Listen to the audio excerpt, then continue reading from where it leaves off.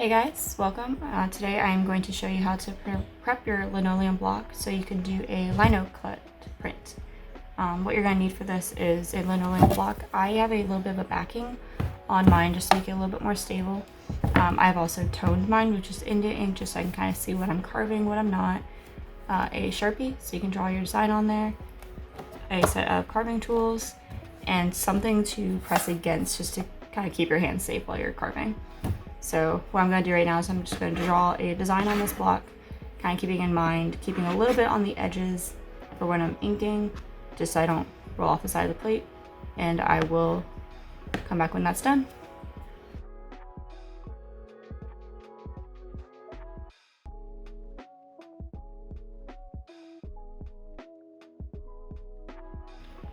So now that that's done, what I'm going to do now is I'm going to go through and carve out the color or the pieces that I have colored in Sharpie, such as little stripes and my little snake plant.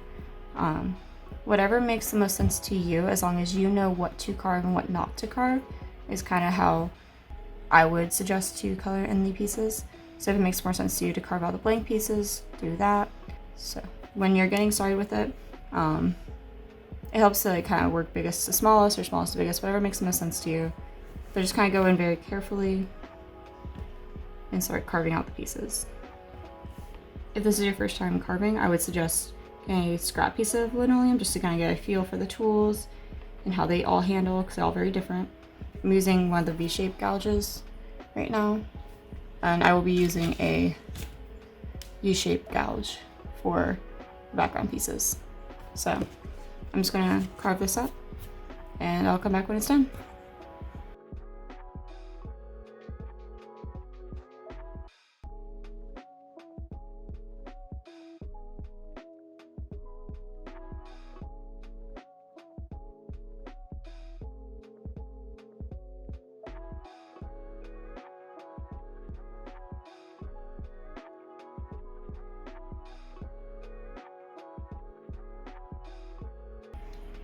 So now that I have gone ahead and carved up my whole block, you can kind of see what I was talking about with toning your plate. You can very clearly see where I've carved away and where I haven't.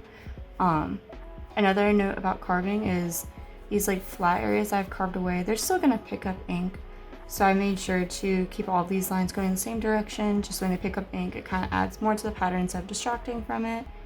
Yeah, so what I'm gonna go do now is I'm gonna go give it a quick rinse to get off little bits and pieces of linoleum so it doesn't affect my printing process. And now we're gonna print our print. We are now ready to start printing. I've gone ahead and cut up some paper for my block print. I've given an inch margin on each side, so I have a 5x7 linoleum print, and I have 9x7 inch paper. So I'm also gonna need an acrylic or a glass sheet, just something smooth I can ink on, and a piece of non-skid, a palette knife, some ink. I'm using Speedball ink for this, Block Brain ink. Something to act as a backer to help with the printing process, a brayer to roll out the ink, and some paper towels to help keep clean with everything. So to start, I'm gonna get organized a little bit.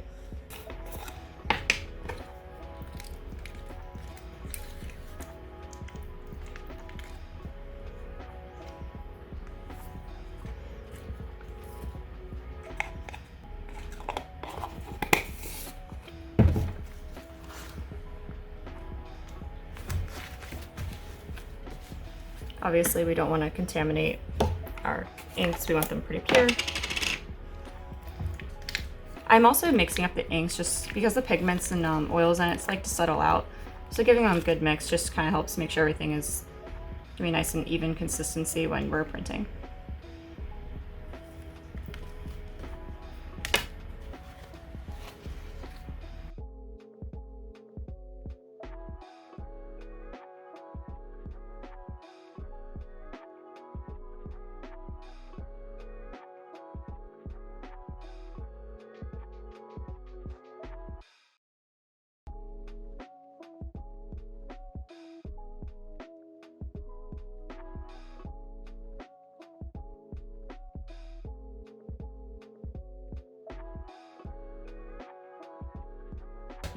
So I'm gonna take my brayer and make sure it's clean. I'm gonna pull a little bit of ink down and start to make this kind of a square thing. You wanna, there's like a certain sound you are looking for of it sounding smooth and kind of sticky still. And that's gonna let you know that the ink is ready to be rolled onto your block.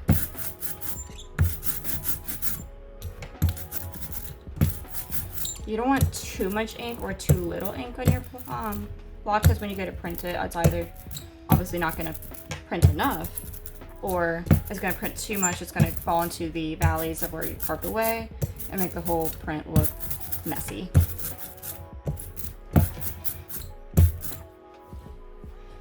So now I'm just gonna roll it up. I'm gonna try and hit every direction.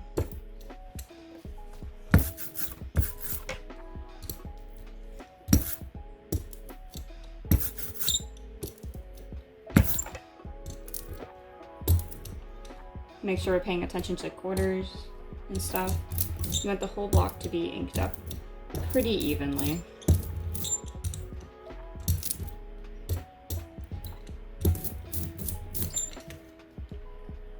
Set that to the side, kind of shift a little bit, got a small workspace. I'm gonna wipe up my area just a little bit so I can keep all of my prints clean. I don't want any ink smudges on the side of the paper. So now that our block is pretty inked up, not too goopy, not too thin, I'm gonna take my piece of paper and I'm just gonna be freehanding this because I do want this to be kind of messy, artistic kind of thing. If you're going for perfect, ideal, use a registration jig. But I'm just gonna kind of eyeball it because that's gonna fit with my end goal a little bit better.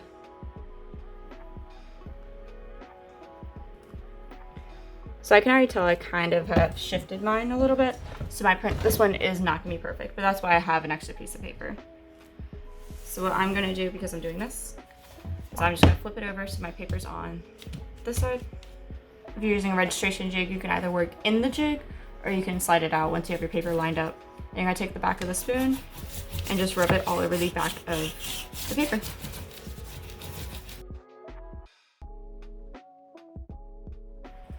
So you can kind of see I got a little bit of green ink on the back of it. That means there was ink on the table or on my hand somewhere. This is what we don't want. But I've already kind of accepted this print is not gonna be perfect, so I'm just gonna go with it.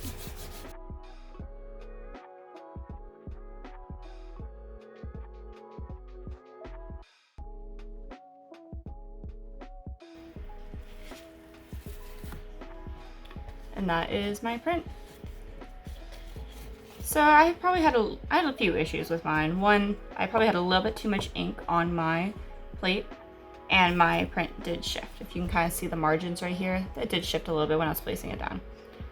I'm not too upset about it. It is definitely not registered. This is why you would want to use a registration jig. There's very clearly like 1.5 inches and half an inch on this side. Like my margins are very off.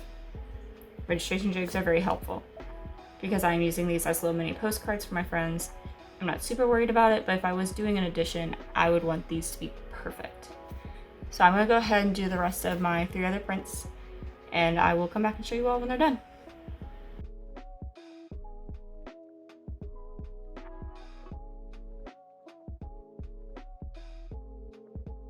So now I have 4 semi-similar prints.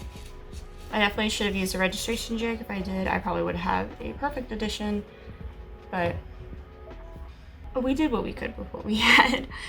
They don't have to be perfect. They don't have to be the most detail-oriented thing. It's just a little small thing that I was doing. I am planning on sending these out as postcards to a few of my friends, so for my purposes, they work perfectly.